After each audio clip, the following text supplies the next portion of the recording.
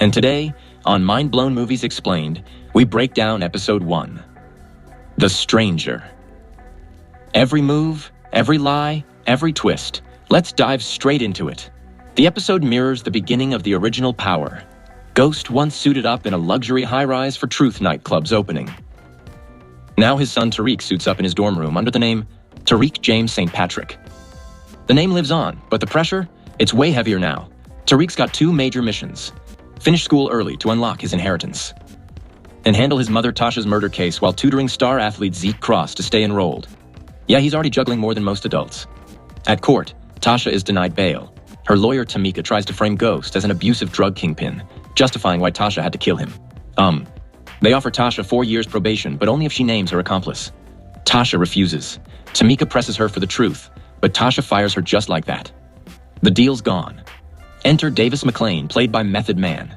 Tariq wants him to take the case, but Davis knows the St. Patrick name, so he sets the price tag of $500,000. The clock is ticking and money talks. Back at school, Tariq meets Lauren, a smart and confident classmate. She helps him find his advisor, Professor Caridad Milgram. Tariq wants into the Canonical Studies program. It lets students graduate in 3 years. His real reason? Get that inheritance fast. During his presentation, Tariq analyzes a book character, but his theory feels personal. Why? Well, because he's describing himself. The professors? Impressed. Tariq's in, but the hustle's calling. Tariq reaches out to Epiphany, one of Tasha's old daycare clients who also helped move weight. He asks her to run drugs through her strip club. Yeah. She agrees as long as Tariq supplies the product. He hits up Effie, the girl who once snaked him, and gets the drugs free of charge. Next, he meets his new roommate Zeke. Walks in on him, mid-smash. Later, Zeke invites him to a family party in Queens. That's where we meet Aunt Monet and her crew. Diana, Drew, and the loose cannon Kane. At the party, Kane fights Rel over a girl. Monet steps in to separate the fight. Rel leaves, but comes back with a gun. A cop pulls up just in time, but he's suspiciously friendly with Monet. Is she connected or protected? Next day, Kane tracks down Rel in a stairwell and kills him. But how did he get there? Monet dropped him off. This mother-son duo is not to be played with. Tariq goes live on Instagram, publicly thanking Davis McLean for representing Tasha. Now, Davis is locked in. He gets $50,000 up front and can't back out. Tariq tells Davis to ask Tasha to tell the truth about Ghost's murder. Davis warns her. She can't use Dre anymore. No DNA evidence. Time to come clean. In court, everyone's watching. Sax, Tariq, the DNC. Tasha says, it was Tommy. She claims Tommy killed Ghost because she asked him to. The murder charges? Dropped. But then, boom. Sax rearrests Tasha immediately for being a drug queenpin since she had the power to give orders to Tommy. Now it's a federal RICO case. Tasha is stunned. So is Davis. So Davis confronts Tariq. What did you get me into? Tariq answers, the biggest case of your career. He still owes $450,000, but now, everyone's all the way in. And just like that, Tariq proves he's got Ghost's brain and Tasha's hustle. The game is on and nobody's safe. If this is how episode 1 starts, you already know the rest of the season's gonna be wild. Make sure to like, subscribe, and hit that bell icon so you don't miss a single breakdown. Our Book 2. Ghost Episode 2. Exceeding Expectations. Just when you think the story couldn't twist any further, it does. We begin tonight's episode with Davis and his associate Paula Matarazzo meeting with Tasha in prison. They're diving deep into the case and trying to understand why Sax is so determined to paint Tasha as the head of Ghost's empire. Davis isn't buying it. He's convinced she wasn't the queenpin, and he and Paula start digging to find out why the RICO charges were pushed so aggressively. Turns out, it's the DNC and Mac applying pressure from the top. Meanwhile, Davis gives Tariq a critical task, deliver a eulogy that could help clear his mom's name. Davis urges him to be honest, but that's easier said than done. After all, Tariq killed his own father. Still, when it comes time to speak, will Tariq air Ghost's dirty laundry or protect his father's image? Later, Tariq sits down with Simon Stern, who warns him, trashing Ghost could backfire. Not just for his father's legacy, but for the estate's future profits. Tariq now has to balance truth with strategy. Switching scenes, Monet's secret is out. Sort of. She's having a hidden affair with Officer Danilo Ramirez. But with her husband Lorenzo still locked up, it's complicated. Ramirez wants more from the relationship, but Monet's loyalty to Lorenzo and her control over the family business keeps her cautious. Tariq angles his way into Monet's home under the guise of dinner with Zeke. During the meal, an unexpected guest shows up. Frank, a former associate of Lorenzo who's fresh out of prison. His release raises red flags. Frank's behavior crosses a line when he makes an inappropriate comment about Diana, and then he straight up asks Monet for money. He also lets it slip that he knows she's now running the operation. Sensing danger, Monet sends Tariq home with Kane, But not before Kane stops under a bridge to threaten him, warning him to keep his mouth shut. But Tariq flips it, telling Khan that Frank is clearly a snitch. This catches Kane off guard. It seems the Tejadas don't fully understand who Tariq is yet, or who his father really was. Soon after, Monet makes the call. Frank's gotta go. Kane takes care of it. Another cold and calculated move from the deadly mother-son duo. Back on campus, Tariq's school counselor Caridad has arranged a candlelight vigil for Ghost, completely without his knowledge. When he returns and sees the tribute, it hits him hard. He walks out without a word, leaving Caridad to realize she might have crossed a line. Meanwhile, Tariq and Braden head to a frat party hosted by Braden's older brother. Campus police show up to shut it down, but once they see who's throwing it, they back off. Tariq takes mental notes. This kind of influence could come in handy, especially if he's planning to move product. Inside the prison, Tasha catches wind of another inmate asking for a morning after pill. She realizes this could be her way in with the powerful prison crowd. Smart move. Tasha's always been sharp. At Ghost's funeral, the room is packed with unfamiliar faces and political players like Simon Stern and Rashad Tate. Tasha is brought in, shackled and in cuffs. When the optics start looking bad for her case, Tariq offers to step in and give the eulogy. In a quiet moment, Tariq is approached by Uncle Gabe, Ghost's uncle, who reminds him of the good in his father. This inspires Tariq's speech. He speaks of the two sides of Ghost, both the man and the myth. He says his father wanted the best for his family, and that Tariq himself is the embodiment of everything Ghost wanted to become. A powerful moment. Tariq is growing into his own identity. Meanwhile, Davis digs into the RICO charges in the judge's chambers and corners the original prosecutor. She admits that outside political pressure led to the upgraded charges. Saxy, on the defensive, brings in Blanca. She testifies that while it might seem like Tasha ordered Terry Silver's murder, Sax himself is the dirty player here. Blanca makes it clear. Tasha isn't the queenpin they think she is. Back in the streets, Diana visits Tariq. She's curious how he knew Frank was a snitch. Tariq, always 2 steps ahead, flips the conversation and asks her to get Lorenzo to smuggle something to Tasha. A Plan B pill and a burner phone. Diana delivers the message to Monet, who surprisingly agrees to help. Kane, on his way home, sees Officer Ramirez showing up at their place. Looks like the secret affair won't stay hidden for long. Ramirez brings proof. Frank was an informant. Monet is furious it took him so long to find out and demands he do better. Her first order? Dig up everything he can on Tariq. Takeaways. Sax is caught in a no-win situation, and watching him squirm is pretty satisfying. Diana may act innocent, but there's more to her than meets the eye, and Tariq definitely sees it. And the trial? It's only going to get messier from here. Secrets will surface. Reputations will burn. That's it for episode 2 of Power Book 2. Ghost. Like and hit the subscribe button. Power Book 2. Ghost Episode 3. Nay. The episode opens with Kane and Drew collecting money from the drug spots across Queens. When they get home, Diana shows them a live video of Lil Guap and the GTG crew flaunting their cash online. Drew and Kane recognize it's a problem that needs attention, but Diana advises them to check with their mother first. Monet, overhearing the talk, demands answers. After watching the video, she decides Lil Guap has to be dealt with. Meanwhile, at a legal meeting, Tasha insists on taking the stand in her trial. Davis agrees, but Paula warns it would be a disaster. Davis listens to her and begins working on another strategy. Later, Tasha hands over the Plan B pill she got through Lorenzo and Monet to another inmate, trading it for protection inside. The officer who delivered the pill and a phone visits Lorenzo to inform him that Tasha gave the pill away. When Monet tells Lorenzo about the GTG issue, he reminds her that Lil Guap's father once took a bullet for him. He prefers Drew to handle the situation instead of Kane. Monet doubts Drew's readiness, but tells Kane to trail Drew quietly and step in only if necessary. Tariq realizes he needs more cash. He informs Braden they'll launch their business at school once he finds a supplier. After Zeke tells Tariq he needs a paper done quickly, Tariq asks for a favor in return. He wants Zeke to connect him with Monet. However, Monet had already told Zeke to keep school and business separate. Under pressure due to his ineligibility, Zeke is told by his coach that he'll need to speak to the media after the game. Although reluctant, Zeke accepts that it's part of going pro. Monet and Diana arrive on campus for Zeke's game. Diana shares her desire to play basketball at school, but Monet shuts her down, saying her brothers need her. They bump into Tariq, who tries to thank Monet for helping his mom, but she brushes him off. Tariq asks Diana what's wrong, and while she doesn't reveal everything, she says Monet is dealing with personal matters. Zeke's coach tells Monet he still can't play because of low grades. After the game, Zeke speaks to reporters and promises to play in the next game, a promise he might not be able to keep. Tasha participates in a mock trial set up by Davis. At first, she performs well, portraying herself as a victim of James' abuse. But once Tamika cross-examines her, Tasha is quickly exposed as someone who may have ordered Terry Silver's murder. The session ends with Davis inviting Tamika to join the defense team. He mentions she once represented Sax, but she brushes it off and declines. Drew meets with Lil Guap while Kane follows from a distance. Drew tells Guap that Monet appreciates their work but disapproves of the flashy online behavior. When Guap tries to put Drew on a live stream, things get physical. Kane walks in and eventually opens fire. As they leave, Officer Ramirez and his partner spot them. Ramirez's partner chases the boys, and Kane pulls a gun. Ramirez calls his partner back, unknowingly saving his life. Ramirez later warns Monet that continuing the business might leave her without his protection. As he and Monet are about to become intimate, she receives a message from Lorenzo requesting a visit. After their conjugal visit, Monet and Lorenzo talk business. He insists Drew should one day run things and needs to take on more responsibility. This could suggest that Kane may not be his biological son.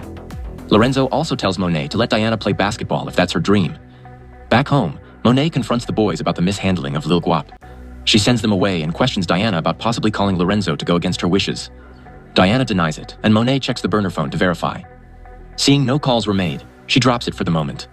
Later, she finds Diana's personal phone, destroys it, and reminds her who's in charge. When Tariq gets back to his dorm, he finds Zeke playing video games. Upset that Zeke lied about being busy, he stresses the importance of Zeke staying in school to make it to the pros. Tariq also asks for a meeting with Monet. She shows up to pick up Zeke for dinner and is surprised to see Tariq. Zeke admits he tricked her into coming. Monet agrees to give Tariq 5 minutes. He pitches the idea of her supplying him so he can sell on campus, promising big profits and keeping Zeke out of it. Monet says she'll think it over. Later, Monet tells Lorenzo about Tariq's proposal but admits she doesn't trust him. Lorenzo wants to know his weakness. That night, Lorenzo calls Tasha and informs her that Tariq is working for him now, warning that if Tariq steps out of line, he'll kill him. Power parallels. Tariq's situation, with a possible love triangle and a white partner in crime, mirrors his father's past. Just like Ghost, who looked guilty in a case where he was actually innocent, Tasha now faces a similar fate. Her history with Ghost's criminal empire makes her look like the mastermind. Ironic, isn't it? Takeaways. Professor Reynolds' relationship with his grad student is disturbing. Kane and Drew's dynamic is intriguing, especially with doubts about Kane's parentage. Diana is cunning, but Monet is doing everything to stay ahead. Watching how this little Tasha storyline unfolds will be fascinating.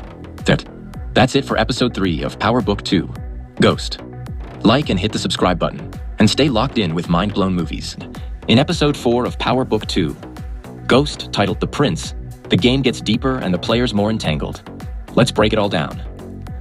We open with Tariq taking the drug operation to the next level. He connects with one of Simon Stern's business partners who's a software whiz. The result?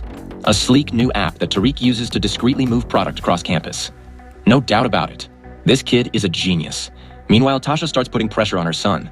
She demands to know who he's working for and warns him to protect himself, telling him to get a gun. She even points him to old stash spots once used by Ghost and Tommy scattered around the city. But back in prison, Tasha's own paranoia is rising.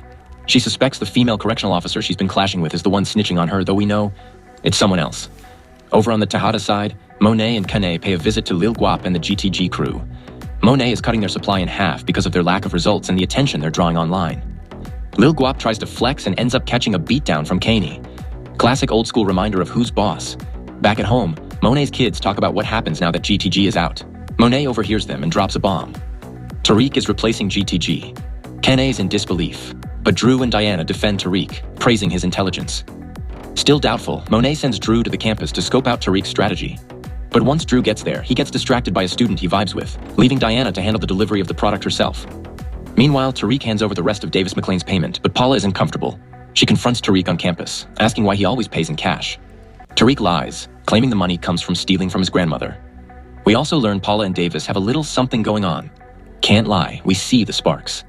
Davis steps into the courtroom ready for war. He brings up Sax's shady history with the St. Patrick family.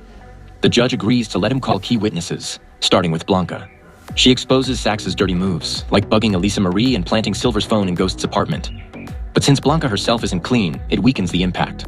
Then enters Rashad Tate, but thanks to pressure from the DNC, he spins the story, painting Tasha as a queenpin and Ghost as a legit businessman. Tasha, maybe it's time to just take the charge. Now let's talk about Tariq's love triangle. Diana's got eyes on him, and so does Lauren. This episode, we meet Lauren's parents and her boyfriend. Professor Milgram, Caridad, gives the students a shot at early graduation via a special assignment. Lauren wants to make an impression, so she invites Jabari to dinner to explain it to her parents. Jabari suggests adding Caridad and Tariq to the guest list. That dinner? Awkward. Caridad and Jabari throw jabs at each other right in front of everyone. And Lauren's parents? Total red flags. Later, Lauren and Tariq steal a moment alone and share a kiss, just before her boyfriend walks in. Of course, elsewhere, Sax brings in his niece Riley to keep tabs on Tariq. She heads to a party and gets close to Brayden. Meanwhile, Tariq masterminds a setup that gets a rival dealer suspended, leaving him as the only one slinging on campus. Brilliant move. Riley snaps a selfie with Brayden, but Tariq's in the background, and she sends that pic straight to Sax. Takeaways. Jabari and Caridad's situationship? A train wreck. And let's not forget Jabari's boundary issues with students. Yikes. Tasha, sis, staying in prison might be safer. This chaos is too much for Tariq to carry alone. Brayden's loyalty is giving Tommy vibes, and we're here for it. As for Drew, he's caught between who he is and who his family wants him to be. We're rooting for him, but power has a way of breaking our hearts. And no, we're not talking about Ghost this time. That's it for episode 4. Hit that like button if you're loving this breakdown, and don't forget to subscribe for more deep dives from Mind Blown Movies Explained. Power Book 2. Ghost Episode 5. Today, we're diving into Episode 5 of Power Book 2. Ghost, titled The Gift of the Magi. And just when you think things can't get any crazier, this episode hits you with some serious twists. We kick off with an emotional start. Tasha dreams she's celebrating Tariq's birthday, and Raina is there, alive and smiling. It's a touching moment until Tasha breaks down and apologizes for not protecting Raina. But in the dream, Raina has no idea what she means. Tasha wakes up shaken and calls Tariq to wish him a happy birthday. Meanwhile, Sax pops up at Tamika's place, suspiciously wearing gloves that make you wonder what he's planning. He asks if Davis subpoenaed her to testify, but Tamika warns him. If she's called to the stand, she'll tell the truth. She urges him to drop the case against Tasha, knowing she's not the queen pin. But Sax admits it's not in his hands anymore, especially with the DNC pushing the queen pin narrative. On the streets, Monet starts showing more trust in Tariq. Her own kids are in the dark about what he's really up to, and even Kane is chilling out around him. Drew seems cool with Tariq, and for now, Tariq looks safe within the Tejada crime family. Back on campus, Brayden is planning a party to celebrate Tariq's birthday, but Riley, ever the spy, keeps pressing Brayden about where Tariq disappears to. Brayden shuts her down, saying whatever Tariq does isn't his concern. Tasha becomes worried when she realizes that Tamika testifying could reveal that Tariq saw Sax at Truth the night Ghost died. She begs Davis to cancel the subpoena, and even asks Tariq to take care of it, possibly putting him in a dangerous situation. Tariq shows up late to class with a paper in hand, but Jabari isn't having it. He penalizes Tariq, saying the original 15-page paper is now 25 pages. Tariq finally snaps, telling Jabari he's not his father and needs to stop trying to control him. Later, Jabari meets with his literary agent, who pressures him to deliver a solid third book or risk being dropped. Right after, Tariq shows up to apologize for earlier and hands over the revised paper. Jabari, ever the opportunist, steals parts of Tariq's work for his novel. Tariq also pays a visit to Tamika, trying to convince her not to testify. He's even armed, just in case. But while they're talking, Davis shows up. Tariq sneaks out and gets summoned to a party at the Kappa house. Afterward, Tasha learns Tamika still plans to testify, and in desperation, she leaves Davis a message saying she wants to take a deal instead of risking trial. At the party, Tariq shows up but doesn't really seem in the mood. Brayden's brother spills a drink on him, setting the tone. Riley, still digging for info, questions Brayden again about Tariq. Fed up, he tells her he's done answering. When Riley goes to grab drinks, she slips something into Brayden's cup, but things backfire. With both Diana and Lauren arriving at the party, Brayden hands the spiked drink to Tariq instead. Tariq drinks it and heads upstairs with Lauren, clearly affected by the drug. Things start heating up between them, but Lauren senses something's off and backs away. When Tariq passes out, she leaves, and Riley sneaks into the room. She unlocks his phone and activates location tracking, then calls Sax to let him know where Tariq is. In a vulnerable moment, Tariq visits Raina and Ghost's graves. He apologizes to Raina and tells his father he did what had to be done. He believes Ghost would understand. Unbeknownst to him, Sax is nearby, secretly recording the entire confession. Later, Sax and Davis meet up to strategize. Davis pressures Sax to drop the charges, knowing Sax was at Truth that night. But Sax reveals that Tasha wants a deal to protect her son, and then drops the bomb. Tariq killed Ghost, and Tasha is covering for him. Together, they agree to move forward. Tamika will still testify, and Sax will cross-examine her. Their plan? Tasha walks free, Tariq goes down for the murder, and both Davis and Sax get their wins. Now for the takeaways. Monet trying to teach Diana how to manipulate men? Cringe. And Diana swiping Tariq's gun? Confusing, but she's clearly trying to live up to her mother's image. Drew's love life is tragic. He's falling for someone who's not ready to live in the open, and you can feel his internal struggle. Caridad. Seriously? First Jabari, now Zeke? What's going on with these professors? Jabari stealing Tariq's paper for his book? Low move, bro. Brayden's brother finding and stealing their stash? This could be the ultimate loyalty test for Brayden, and a turning point in his loyalty to Tariq. Davis wants fame and success, even if it costs Tariq his life. Slick lawyer, dangerous ambition. And that wraps up the mid-season finale. Things are heating up, and when the show returns in the next episodes, it's bound to get even crazier. Don't forget to like, comment, and subscribe so you never miss a breakdown from Mind Blown Movies Explained. The Power Book 2. Go Season 1, Episode 6, titled Good vs. Evil. And trust me, this episode really delivers on that title. A familiar face from the original Power makes a surprise appearance, and no, it's not the blonde psychopath Tasha blamed in court earlier this season. But it is someone who could completely wreck her world with just a few words. 2-Bit. Remember 2-Bit? He was part of Tommy's crew and ended up behind bars at the end of the last season, even though he never turned snitch to cut a deal. By the end of this episode, he's walking free. Let's break it all down. We kick off with Sax and McClane putting their plan into motion. These two unlikely allies are playing both sides for their own benefit. McClane tells Sax, "You'll get your killer, and I'll get my win." But as Sax points out, that win means Tariq gets arrested for his father's murder. Despite the shady alliance, jury selection goes surprisingly smooth. Why? Because both men are stacking the deck in favor of Tasha. Meanwhile, McClane secretly meets with 2-Bit, who hires him as his lawyer. It's more of a power move than anything. McClane lays it out straight. "I want Sax, you want out. Let's make that happen." He even brings in suspended NYPD officer Blanca Rodriguez to coach 2-Bit on what to say stuff that's technically not perjury. When it's time to testify, 2-Bit uses his transactional immunity, which basically means if he shows up and answers the questions, he gets out of prison. And that's exactly what he does. He plays dumb about Tommy Egan, claims Tasha wasn't running any major drug operation, and even brings up helping Tariq once when he got lost, a not-so-subtle nod to the Ray Ray incident. His testimony helps Tasha, but she's still deeply worried about her son's ties to Tommy's crew. And by the end of the episode, 2-Bit strolls out of jail looking smug in his civilian clothes. Now things really heat up. Kane thinks there's something romantic going on between Tariq and Diana, so he shows up at Stansfield ready to confront Tariq. But instead, he finds Braden and Trace arguing about stolen product. Kane immediately pulls a gun. The situation escalates fast.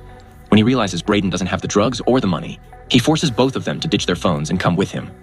Luckily, Braden bumps into the chessboard on his way out, triggering the emergency alert he and Tariq set up. Kane, in what might be his dumbest move yet, gives the Weston brothers Tejada product and forces them to sell it on the streets of Queens. Seriously, what's stopping a cop from arresting someone like Trace, who'd immediately start name-dropping everyone involved? Still, Braden manages to sell all his stash using his charm. Trace, being Trace, gets beat up and has to be rescued by Braden and Kane. Later, Officer Ramirez pulls them over and offers to take them back to school, but not before warning Kane to cool it with the reckless behavior. Ramirez tells Monet what Kane's been up to, and she's not happy. She reminds him that they all answer to Lorenzo, including Ramirez himself. Offended, Ramirez tells her not to call him next time Kane goes off the rails. Later, Monet confronts Kane directly. The argument turns physical when Kane gets in her face. Diana tries to step in, and Kane ends up knocking Monet to the ground. Trying to cover his guilt, Kane visits Lorenzo in prison. Lorenzo gives him a warm hug, calls him a soldier, and then has him beaten up by guards on the way out. "Don't you ever put your hands on my wife again," he growls. Sax tells Riley to stay away from Braden and Tariq. So naturally, she ignores him and spends the episode playing chess with Tariq, being her usual annoying self. Drew meets up with Everett again, despite Monet's orders. Everett wants to go pro, but doesn't think he can do that while being openly gay. Drew's not thrilled with that logic, but they sleep together anyway. When a course-correct package shows up at Everett's dorm, Drew pieces together how Tariq is moving weight on campus. Diana finds out and confronts Tariq, thinking he's hiding Lauren in his room. Later, she tells Monet about course-correct, even though Drew told her not to. Surprisingly, Monet isn't mad. In fact, she respects Tariq's hustle, but she's also suspicious of why Diana really wants to shut Tariq down. Despite trying to do the right thing, Diana still gets chewed out by her mom classic Tejada family dynamics. This episode was a roller coaster of loyalty, betrayal, and straight-up bad decisions. With 2-Bit out, Kane spiraling, and Tasha's trial heating up, we're headed for chaos. Don't forget to hit that like button, subscribe for more Power Book 2, Ghost breakdowns, and drop a comment below whose move was the dumbest this episode. Kane, Riley, or Trace? The episode kicks off with Kane making yet another impulsive, reckless move. This time, he links up with a couple of GTG goons to pull off something outrageously disrespectful, robbing a church. Yes, you heard that right. And while it seems bold in the moment, that decision quickly boomerangs on him later. Meanwhile, Monet is prepping for a critical product re-up with Rico's runner, DC Joe. But Kane? He's been completely off the radar since visiting his father, Lorenzo, in prison. With no word from him, Diana takes it upon herself to track him down. She finds Kane and reminds him that Monet needs him at the drop. He agrees to come, but makes it clear he's not coming back home. Something has definitely shifted in his loyalty. Frustrated and suspicious, Monet calls up Lorenzo to ask about his conversation with Kane. Lorenzo's response? Cold and matter-of-fact. He had to deal with Kane like a man. Monet isn't happy, Clearly not the approach she wanted. At Stansfield University, Tariq gets some bad news. He narrowly misses the GPA cutoff needed for early graduation. Professor Carey spots him and pulls him aside to check in, sensing his disappointment. Meanwhile, Jabari watches them from his office, filled with silent tension. We find out Carey is still sleeping with Zeke. After a night at her place, while Zeke is in the shower, Jabari shows up uninvited, bringing food like everything's cool. But when Carey shuts him down and tells him he shouldn't be there, Jabari realizes she's not alone. He spots condoms and a student folder on her table, then jumps to a wildly wrong conclusion. He thinks she's sleeping with Tariq. Later, Jabari calls Tariq in and offers him a sketchy extra credit assignment about power dynamics in relationships. But it's clear, he's probing for information, not offering help. In the city, while waiting for Braden, Tariq spots Riley and tails her to a courthouse. Inside, Riley tells a judge she's waiting for her uncle, who walks in moments later. Sax. Boom! Tariq connects the dots. Riley is Sax's niece. Back with Braden, Tariq warns him to cut Riley off, claiming she came on to him at the party. At first, Braden doesn't buy it, until his own brother backs up the story. That seals it. Braden breaks things off with Riley. Back at the bar, Monet and Diana arrive for the scheduled meet with DC Joe. Still no sign of Kane. What they don't know is Kane just got scooped by the police for the church robbery. Diana, desperate, reaches out to Tariq for help. He shows up and confesses something personal. When Diana had walked in on him and Lauren, nothing had actually happened. And yes, he does like Lauren. Suddenly, a violent scuffle breaks out upstairs. DC Joe attacks Monet after she admits she only has half the payment. Tariq rushes up just in time to distract the runner, giving Monet the opening to kill him on the spot. Without hesitation, Tariq helps Drew dispose of the body. Trust is forming between Tariq and Monet, forged in blood. Kane uses his one remaining lifeline, Officer Ramirez, to get out of his jam with the police. But Kane's bitterness is boiling over. He vents to Ramirez, saying Monet has changed. She's trusting Tariq now, and to Kane, that means both Ramirez and himself are expendable. Ramirez drives Kane back to Monet, just in time to hear about the chaos at the meet. Meanwhile, the courtroom drama ramps up. Paz Valdez is brought in to testify at Tasha's trial. Sax manipulates her into believing Tasha ordered Tommy to kill Angela. Paz starts to crack. But then Davis cross-examines and reveals something huge. Paz accepted money from James's estate. That shakes her trust in her own judgment. After court, Paz visits Tasha in prison. Tasha swears she had nothing to do with Angela's death, saying she wanted to help Paz because they both lost someone. Paz admits she was at truth the night Ghost died, but walked away. She could have been on the other side of that prison glass too. With tears in her eyes, Tasha insists she didn't kill Ghost. And in that moment, Paz finally realizes Tasha knows who did. She gently tells Tasha, maybe it's time she walks away too. Final takeaways. Jabari, Carey. Their mess is next level.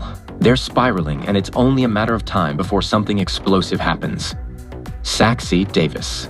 Now they're trying to drag Epiphany into this tangled mess? She seems too sharp to fall for it. But we'll see. Riley girl, back off. Tariq is Braden's father figure at this point. She's playing a deadly game that could get both her and Uncle Nancy killed. Tariq's swagger. That sharp tongue? Pure Canaan energy.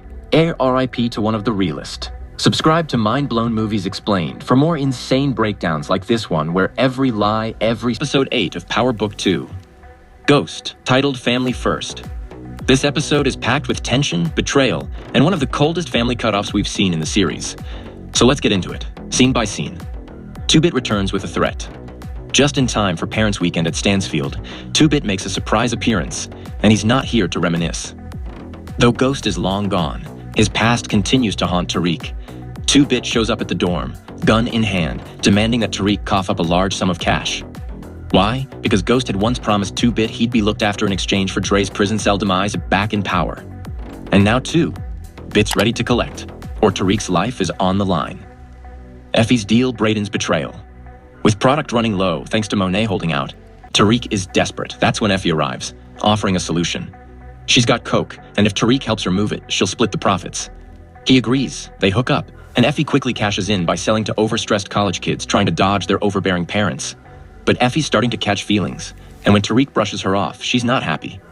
She bumps into Braden, who already knows her from Choate. When Braden finds out she and Tariq were running a secret side hustle, and that Tariq lied to him, he's furious. So when Tariq gets back to their room later, Braden tells him he's done. The trust is broken. Kane's wild move. Meanwhile, Kane's going completely off the rails. He sends a GTG member dressed as a Stansfield basketball fan to assassinate Tariq during Zeke's big game, where Tariq also plans to hand off the money to 2-Bit. But Tariq notices he's being followed and ducks into an empty pool deck. A fight breaks out, and just when it looks like Tariq's about to meet his end, 2-Bit swoops in, takes out the attacker, and drowns him in the pool. Of course, now he wants even more money for saving Tariq's life. GTG backlash Drew's breaking point. Lil Guap and the GTG crew blame Kane for the hit gone wrong and decide to make a statement. They ambush Zeke and his teammates outside a club. Things escalate fast, and just as Lil Guap is about to shoot Zeke in the leg, Drew steps in, unleashing a brutal beating on him. Everett witnesses everything and runs, shocked by what he's seen. Later, Drew confronts Kane about the chaos. He begs him to end it by killing Lil Guap. But instead, Kane kills 2 of Guap's men and forces the gang to give him half their operation. With no choice, Guap agrees. Kane gets cut off back at home. Monet realizes Kane is completely out of control. So when he shows up at the house, Diana meets him at the door with heartbreaking news. He's out. Out of the business, out of the house, and out of the family. It's the ultimate betrayal. And it cuts deep. Elsewhere, Tariq meets with Monet, who assures him she didn't order the hit. She adds something bone-chilling. If Kane comes for him, he has every right to defend himself. But if he goes after Kane first, then it's Tariq who's dead. Jabari's obsession. Meanwhile, Jabari can't seem to let go of his obsession with Tariq. He meets with his agent, who loves the new book Jabari's supposedly working on, but wants to know how it ends. Problem is, Jabari doesn't have one. So, desperate for content, he starts tailing Tariq and catches him meeting up with Drew. He hears the words, "course correct," and even looks up the app. But Jabari's erratic behavior makes it hard to take him seriously. He's all angry stares and dramatic pencil snapping. Zeke and Carrie. And finally, Zeke's in his feelings. He heads over to Professor Milgram's place after the attack outside the club. Earlier in the episode, Carrie briefly meets Monet, and let's just say it doesn't go well. The tension is real, and it's clear Zeke's caught in the middle of something way bigger than he understands. And that's it for episode 8. Family first. 2. Bit's return, Kane's exile, and Jabari's creeping are all setting the stage for a major storm ahead. Be sure to hit that like button if you enjoyed this recap, and don't forget to subscribe for more Power Book 2. Ghost breakdowns right here on Mind Blown Movies Explained. Catch you in the next one. We're unpacking episode 9 of Power Book 2. Ghost, titled Monster. Trust me, this episode lives up to its name. It's filled with raw emotion, ruthless decisions, and a jaw-dropping confession from Tariq. Let's dive in. We kick things off in a classroom with a lesson on Frankenstein. But this isn't just literature, it mirrors the chaos unfolding in real life. By the episode's end, Tariq will make a life-altering choice. Hire Tameka as his lawyer and admit to killing Ghost. But before that bombshell, there's a ton of mayhem to unpack. Kane's first scene is as savage as they come. He's chopping up the GTG members he killed and stuffing their body parts into an oil drum. Lil Guap watches in horror. Soon after, Drew shows up and is shocked to see Guap still alive, especially after what went down outside the club. Kane makes it clear Drew's either riding with him or standing in his way. Back at home, Monet's not thrilled. She wanted Drew to handle things completely since he's now supposed to be the one running the Tejada operation with Kane out of the mix. But there's another issue. Kane took most of their crew, and Rico's heading their way with more product to move. So Monet quickly shifts gears and orders Tariq to move the cocaine. Braden suggests reaching out to Effie, so Tariq tracks her down and apologizes for ghosting her. He convinces her to push the product at Yale. She's not over how he treated her, rightfully so, but he opens up about how his mom wants him to do something terrible. That's when Effie drops some real talk. "We're both monsters, Tariq. I accepted that the night I turned you in at Choate. You should too." Meanwhile, Sax and McLean find Epiphany hiding out in a customer's house. They offer her a deal, testify against Tasha and avoid jail time, and keep her child. But what they don't know is that Sax is being secretly photographed. Stephen Ott sees the pictures of the shady meeting and tells Sax to use them to destroy McLean. McLean, trying to keep things quiet, lies to Paula and says Epiphany is an expert witness. When Tasha hears that, she freaks out. "Epiphany ain't no doctor, she's a stripper," she snaps. But more importantly, Tasha realizes Epiphany could expose Tariq as part of her operation. She sends Paula to warn him. Epiphany is as dangerous as Kanan ever was, and needs to be dealt with. Tariq tracks Epiphany down and is ready to kill her, but she casually mentions that Davis McLean and some white guy were just there. Then she says something that changes everything. If she had the money, she'd just disappear. Instead of pulling the trigger, Tariq hands her a wad of cash and lets her go. She never shows up in court. Back in court, things are tense.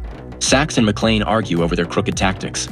Paula confronts Davis for lying and walks away, and then Shocker Sachs calls Tariq to the stand. Tariq goes to meet Monet and confesses that he gave Epiphany drug money. Monet's furious and pulls a gun on him. But before she can pull the trigger, 2 cars roll up and open fire on the bar. A chaotic shootout erupts. Tariq shields Diana, Monet scrambles, and Drew tries to sneak out the back, but he's hit shot in the shoulder. Kane arrives too late and realizes Rico tried to take Monet out of the game. At the hospital, as Drew is rushed into surgery, Monet bans Kane from the family for good. Furious that the hit failed again, Kane meets with Ramirez and blames him. In a fit of rage, Kane kills him on the spot. Paula finds Tariq and hands him a subpoena. She warns him that Davis is setting him up and shows him the cemetery footage from earlier in the season. That's the final straw. Tariq contacts Tameka and officially hires her by handing over a dollar bill, making her his lawyer. She doesn't waste time. "Tariq, did you kill your father?" He takes a deep breath and says yes, but he adds, "Not because I'm a monster, because he was." Now Tariq is ready to take the stand and confess everything. Elsewhere, Carrie, who we learn used to be a prosecutor, wants to act as a buffer between the police and the students. But when she starts asking Zeke questions, she uncovers way more than she expected. And just when things couldn't get more complicated, Monet confronts her. Monet knows Carrie and Zeke are sleeping together. She makes it clear, if Zeke gets caught up in the mess around the pool incident, Carrie's name will be the first one out of her mouth. And there you have it, episode 9 of Power Book 2.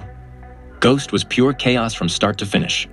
If you're enjoying these breakdowns, don't forget to hit that like button, subscribe to Mind Blown Movies Explained, and tell us in the comments. Do you think Tariq will actually confess? Is this the end for Kane and the Tejada family? Let's talk about it below. See you in the next one. Video. We're breaking down the explosive Season 1 finale of Power Book 2, Ghost Episode 10, titled Heart of Darkness. This episode is packed with revenge, betrayal, and a deadly transformation as Tariq finally steps into the shadow of his father, and maybe even beyond it. Let's dive in. The episode opens with Monet striking back hard. She eliminates Rico in retaliation for the ambush at her bar and nearly killing Drew. But she's immediately anxious about possible consequences, especially with Officer Ramirez still MIA. What she doesn't know yet is that Kane killed Ramirez and has disposed of the body, though he held onto Ramirez's badge and gun. Not a smart move. Tariq is prepping to testify for his mother, but before that, he stops by class. Lauren lets him know classes are still canceled due to ongoing investigations into the on-campus murder. Meanwhile, Everett sits down with Professors Jabari and Carrie for an interview. He starts to spill details about what he knows until Carrie gives him a signal to back off. Afterwards, Zeke waits for Carrie outside her office. He's getting nervous and wants to tell his family what's going on. Carrie reassures him she'll keep him out of trouble and seals the promise with a kiss. Kane visits Drew in the hospital, still fuming over Tariq. But Drew isn't having it. He reminds Kane that the whole mess began with him. During their heated exchange, Kane confesses that he killed Officer Ramirez. Drew, stunned, calls out Kane's selfishness and tells him to leave. Tariq arrives in court with both Riley and Tameka present. Sachs questions him about possible domestic abuse between Ghost and Tasha, and if Tariq was at truth the night his father was killed. Tariq denies seeing his mother, but then drops a bomb. He saw Sachs at the club armed. He exposes Sachs for following him on his birthday and drugging him to get a confession at Ghost's grave. He even drags Riley into it, suggesting she was part of the setup. Things escalate, prompting the judge to call Sachs and McLean into her chambers.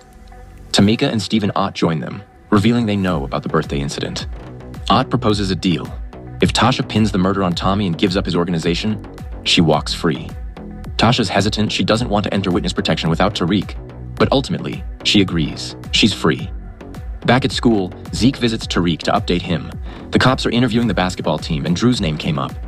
Later, Tariq meets Diana and she explains they can no longer rely on Ramirez because of Kane. Tariq promises to protect her no matter what. Jabari arranges a private meeting with Tariq. He accuses him of being tied to drug dealing and the murder on campus.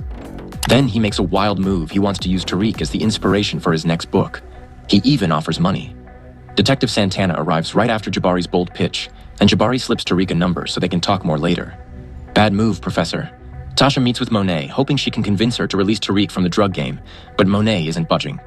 She tells Tasha that Tariq made promises and that at this point he's family her son too. Just then, bullets fly. The bar is under attack again. Tasha catches a glimpse of the car and recognizes it immediately Tommy's back. Tasha rushes to campus and warns Tariq that Tommy's back and hunting her. She begs him to pack up and leave with her, but Tariq refuses. He tells her he needs more time to get money. Tasha reminds him that Tommy's a killer, but Tariq coldly replies, "So am I." Tasha leaves, and Monet confronts Lorenzo, assuming the shooting is retaliation for killing Rico. Lorenzo insists she bring Kane back, but Monet says Ramirez is the one they need. When she meets with Khan, she learns the truth. Kane killed Ramirez, big mistake. Later, Tariq meets up with Tommy, who makes his intention clear. He wants to kill Tasha for testifying and for Lakeisha's death. Tariq tries to strike a deal. Meanwhile, Sachs is tipped off that Tommy is in New York. The FBI sets a trap. During a high-speed pursuit, Tommy crashes, and it appears he's been killed. But it's all part of Tariq's plan. Now, the feds believe Tommy is dead. That night, Tariq meets Jabari for the money. Jabari presses him about the GTG murder. Suddenly, Kane shows up and shoots Jabari, assuming he was about to snitch. Tariq tries to calm things down. Killing Jabari won't fix anything, but he knows Jabari knows too much. Tariq takes Ramirez's gun from Kane and finishes the job. Jabari begs for his life, but Tariq tells him he brought this on himself. He pulls the trigger. The next night, Tommy calls Tariq to confirm the plan worked. Tasha visits Raina's grave, and Tariq shows up too. But Tommy is lurking in the shadows, ready to take his shot. Before he can strike, the FBI swoops in and takes Tasha into witness protection. Tommy is furious. As the dust settles, Tommy confronts Tariq, accusing him of pulling a fast one. But then Monet arrives. She has both her gun and Tommy's in hand. She calls him out for hitting her bar and killing one of her men. Tariq steps in. He tells Tommy he finally understands why Ghost did what he did, and one day, he hopes Tommy can see he's worthy of the St. Patrick name. Tommy leaves, and Monet realizes the truth. Tariq really did kill his father. They walk to the car, where Drew and Diana are waiting. This finale gave us everything: tension, betrayal, transformation. As the season closes, the parallels between Tariq and Ghost couldn't be clearer. From courtroom strategy to power plays with Tommy, Tariq isn't just following in his father's footsteps. He might be surpassing him. And let's not forget Monet's coldest line of the night. "Don't need no balls, just a piece of steel and the upper hand." Whew. If you enjoyed this breakdown, smash that like button, hit subscribe, and let me know in the comments. Do you think Tariq has truly become the new Ghost? And what do you think is in store for Season 2? See you in the next season on Mind Blown Movies Explained. Das